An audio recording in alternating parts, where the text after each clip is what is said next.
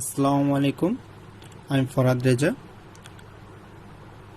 Financial accounting এর class number 4। আজকে আমরা লিজ চ্যাপ্টারের প্রবলেম 12টা সলভ করে দেখাবো। গতদিন যারা হোমওয়ার্কটা কমপ্লিট করছেন সবাইকে ধন্যবাদ। যারা এখনও হোমওয়ার্ক কমপ্লিট করেন নাই তারা কাইন্ডলি হোমওয়ার্কগুলো কমপ্লিট করে নেবেন। কারো কোনো সমস্যা হলে আমাকে ইনবক্স করবেন। আমরা এখন এই পর্যায়ে প্রবলেম 12টা সলভ করার চেষ্টা করব। সবাই একটু মনোযোগ সহকারে দেখেন। বলছে Prime Leasing Company agrees to lease machinery to Akis Corporation on January 1, 2008। বলছে 2008 সালের 1 জানুয়ারিতে প্রাইম লিজিং কোম্পানি আকিস কর্পোরেশনের কাছে একটা মেশিন লিজ দিবে। যার কাছে দিবে সেটা হচ্ছে আমাদের লিজি। আর আমি একটা ফর্মুলা শিখাই দিয়েছিলাম, 2 এর পরে যেটা থাকবে সেটা হচ্ছে লিজি, আর 2 এর আগে যেটা থাকবে সেটা হচ্ছে লেজার। দেন বলতেছে 1 নম্বরে, the term of the lease is 7 years with no renewal option and the machine has an estimated economic life of 9 years। বলতে 7 বছরের জন্য চুক্তিতে আবদ্ধ হয়েছে। আর নো রিনিউয়াল অপশন থাকলে সেটা হচ্ছে ক্যাপিটাল লিজ। আর এটার হচ্ছে ইকোনমিক লাইফ কত? 9 বছর। 9 বছর হচ্ছে ইকোনমিক লাইফ, আর এটা চুক্তি করা হয়েছে 7 বছরের জন্য। তাহলে 75%-এর বেশি আছে। তাহলে এই আরেকটা বৈশিষ্ট্য পেলাম, ক্যাপিটাল লিজ। পরে বলছে the cost of the machinery is taka 4,20,000 and the fair value of the asset on 1st 2018 is টাকা 5,60,000। দেখেন আমাদের মেশিনের কস্ট দেওয়া আছে 4,20,000 আর ফেয়ার ভ্যালু দেওয়া আছে 5,60,000। আমাদের কোর্সে অলরেডি ফেয়ার ভ্যালুটা দেওয়াই আছে 5,60,000। দেন দেখেন আমাদের 3 নম্বরে কি বলছে। 3 নম্বরে বলছে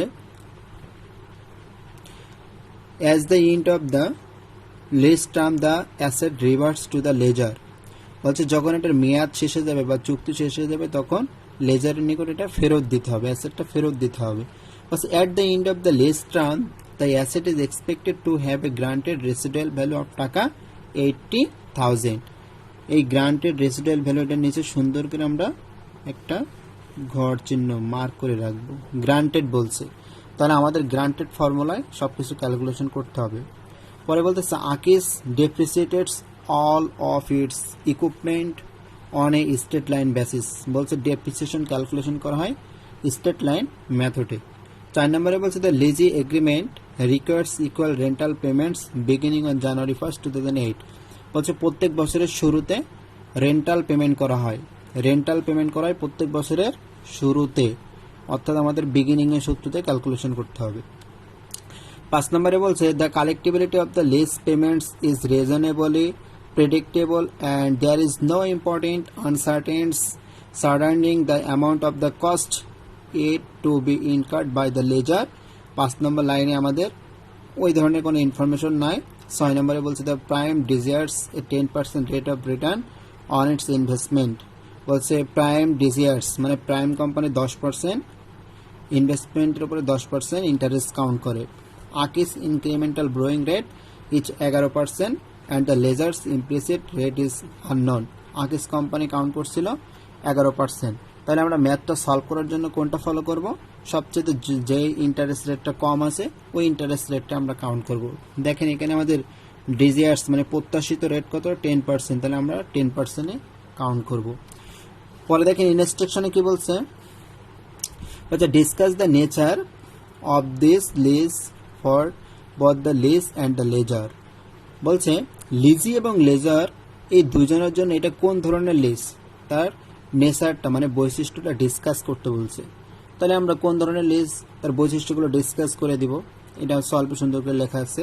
বি নম্বরে বলছে calculate the amount of the annual rental payment required. বলছে অ্যানুয়াল রেন্টাল পেমেন্ট তার মানে এর পরিমাণ বের করতে বলছে আমাদের। অ্যানুয়াল রেন্টাল পেমেন্ট এর পরিমাণ আমরা 2 নম্বর অঙ্কে না 13 নম্বর অঙ্কে মানে এই ধরনের একটা ম্যাথ সলভ করছিলাম, 14 নম্বর অঙ্কে যে এর পরিমাণ বের করতে বলছে। আচ্ছা দেখেন আমাদের এখানে এর পরিমাণ বের করতে বলছে, সেটা কিসের ফর্মুলায়? গ্রান্টেড। কিন্তু আপনাদের যে আমি বেসিকটা লিখে দিছি ওইখানে কিন্তু আমি গ্রান্টেডের কোথায় কিন্তু লিখে দিই না যে calculation of the annual payment, আমি লিখে দিয়েছিলাম কি calculation of the minimum lease payment. তাহলে আমাদের এখানে আমাদের বলেও দেয় না যে লিজের জন্য বের করব কি লেজারের জন্য বের করব। যদি আমাদের কোনো কিছু বলা না থাকে যে লিজের জন্য বের করব কি লেজারের জন্য বের করব, তাহলে আমরা লিজের জন্য বের করতে পারি, আবার লেজারের জন্য বের করতে পারি। কিন্তু লিজের জন্য আমি দেখতেছি যে আমি এই ধরনের কোনো ফর্মুলা লিখে দেই নাই, যে অ্যানুয়াল রেন্টাল পেমেন্ট করার কোনো ফর্মুলা লিখে দেই নাই। কিন্তু লেজারের জন্য আমি ফর্মুলা লিখে দিছিলাম যে কীভাবে অ্যানুয়াল লিজ পেমেন্ট বের করতে হয়। তাহলে লেজারের ফর্মুলায় আমরা বের করব। সি নম্বরে বলছে compute the present value of the minimum lease payment. এইটা কিন্তু আমি লিজের ক্ষেত্রে লিখে দিছিলাম যে গ্রান্টেড লেখা থাকলে কিভাবে present value of the minimum lease payment বের করতে হয় এটা আমি লিখে দিছিলাম।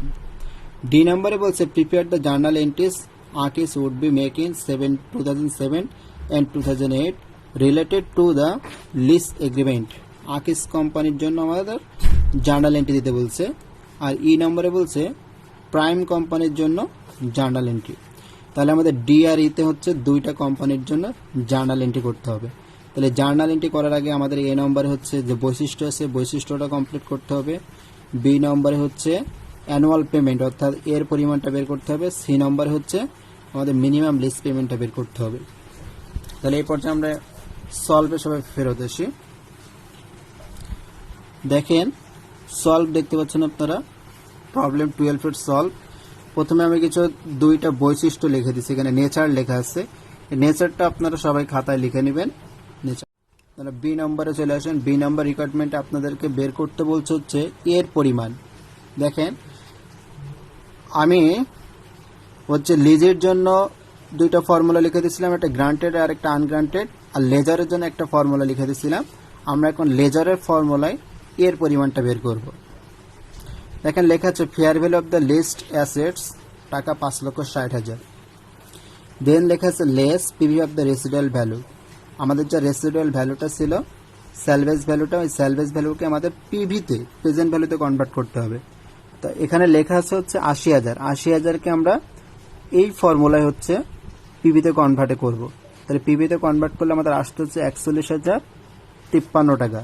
এটা থেকে আমরা লেস করলে আমাদের আসতেছে হচ্ছে 5,18,947। এটা হচ্ছে আমাদের amount to be recovered through lease payment. Then আমাদের এর পরিমাণটা বের করতে হবে। আচ্ছা কয় বছরের জন্য বের করতে হবে? 7 বছরের জন্য, কারণ চুক্তি করা হয়েছে আমাদের 7 বছরের জন্য। দেখেন লেখা আছে এখানে 7 পিরিয়ডিক লিজ পেমেন্ট। এই 7 পিরিয়ডিক লিজ পেমেন্টকে আমি যে ফেয়ার ভ্যালু থেকে হচ্ছে রেসিডুয়াল ভ্যালুটা মাইনাস করছি, এই রেসিডুয়াল ভ্যালুকে এখন পিভি ফ্যাক্টর দ্বারা ভাগ করব। পিভি ফ্যাক্টর কিন্তু যে ফ্যাক্টরটা আসবে এটা হচ্ছে বিগিনিংয়ের সূত্রে আসবে, কারণ আমাদের এখানে লেখাই আছে পেমেন্টটা করে বছরের শুরুতে। তাহলে দেখেন 5,18,947,000কে আমরা পিভি ফ্যাক্টর দ্বারা ভাগ করলে আমরা পেয়ে গেছি অ্যানুইটির পরিমাণ, এর পরিমাণটা পেয়ে গেছি।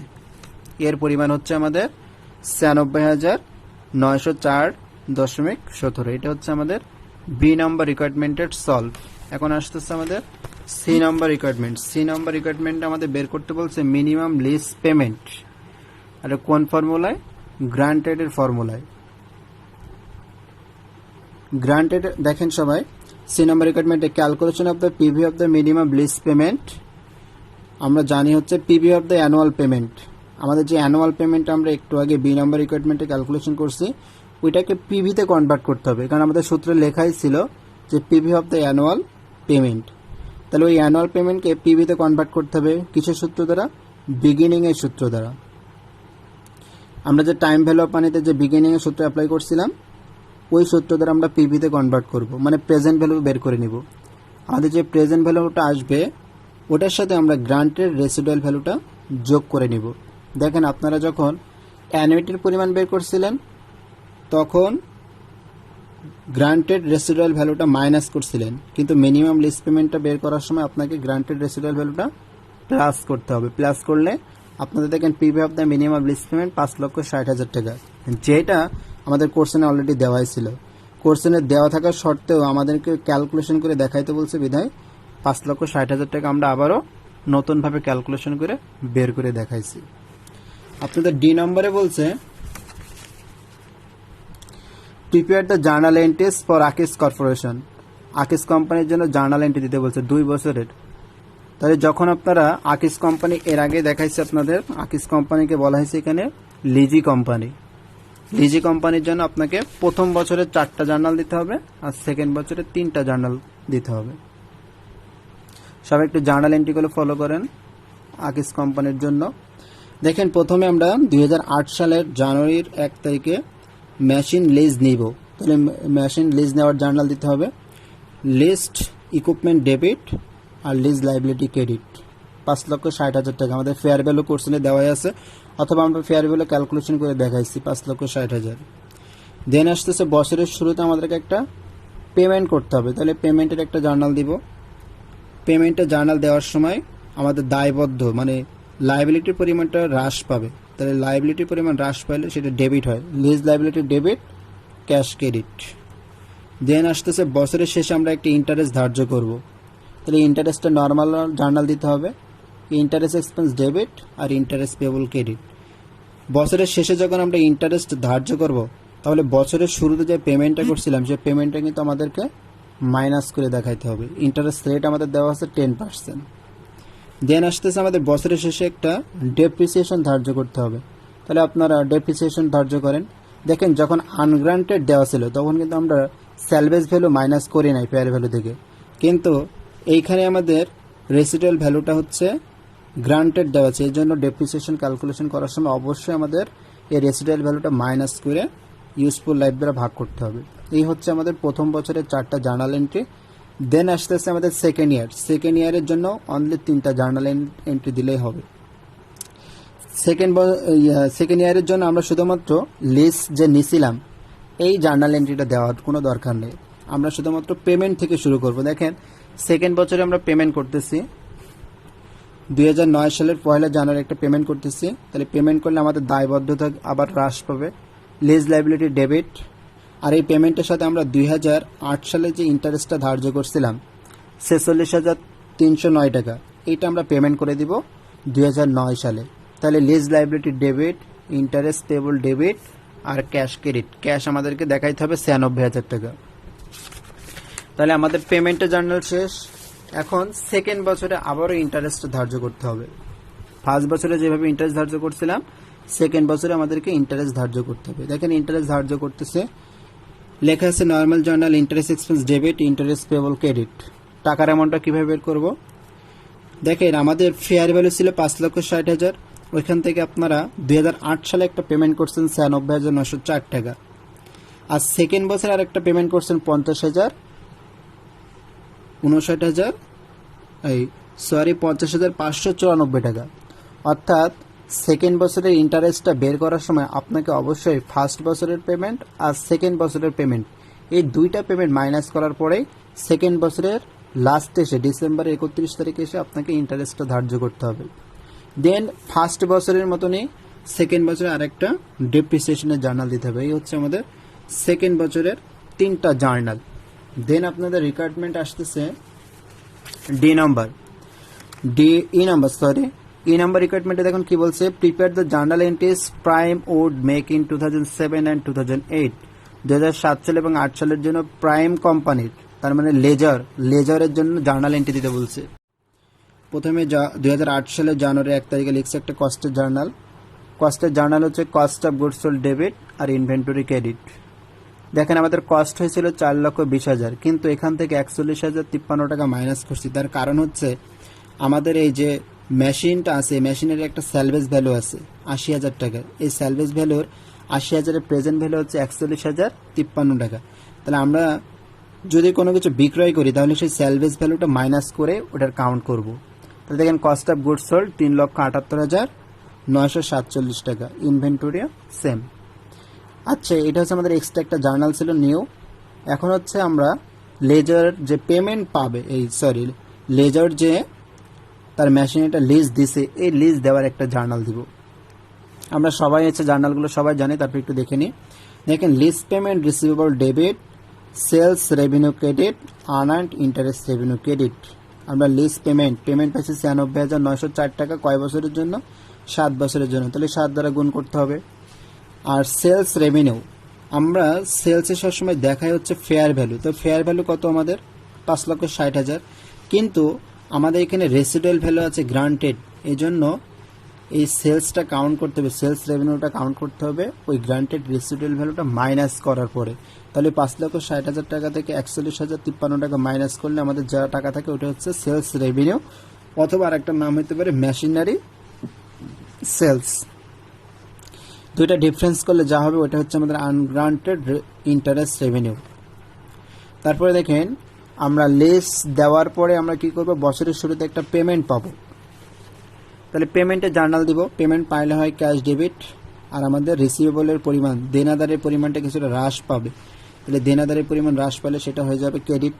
কত টাকা পাইছি আমরা? 96,904 টাকা।